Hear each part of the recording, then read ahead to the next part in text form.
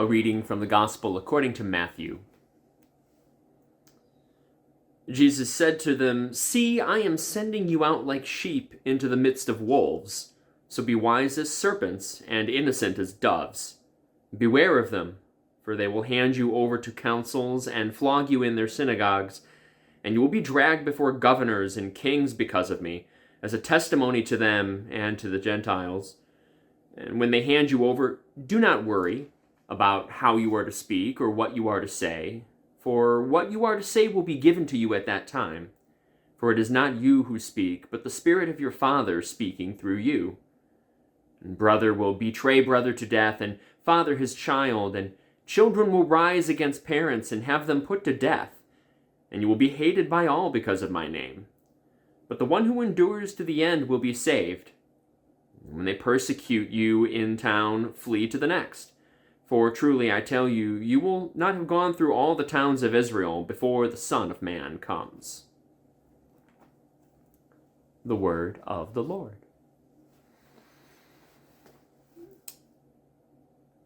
Not a light-hearted reading, but a stark message from Jesus.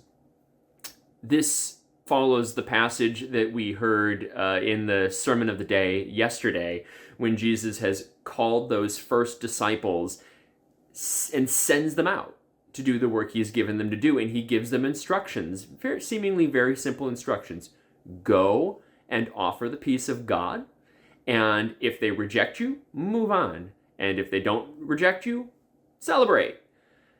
Sounds very simple, but then today is when he gets to really the stark reality of it, which is that there's real danger in this world.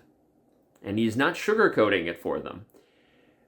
But then he also says, but don't be afraid. So it's very real danger. It very well may kill you, but don't be afraid. I make sense of a lot of this in my own context, being somebody who struggles with post-traumatic stress disorder. In that vein, when somebody is in that place, it can sometimes be hard to tell the difference between an anxious response to danger that's there, in which case anxiety is perfectly appropriate.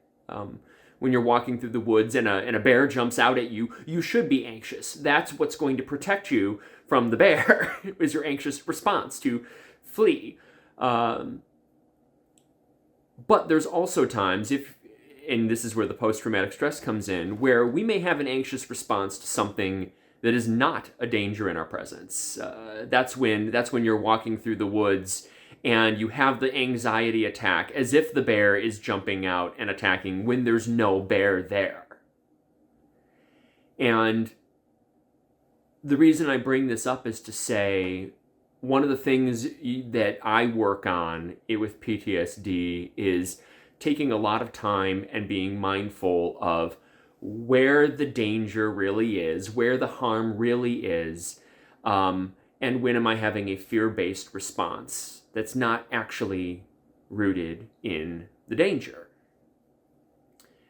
Now, I know Jesus was not talking to his disciples in a time where they were aware of the advanced diagnoses we have in the world today, but Jesus was keen enough to know that he was sending these disciples out into a world that was really dangerous for them.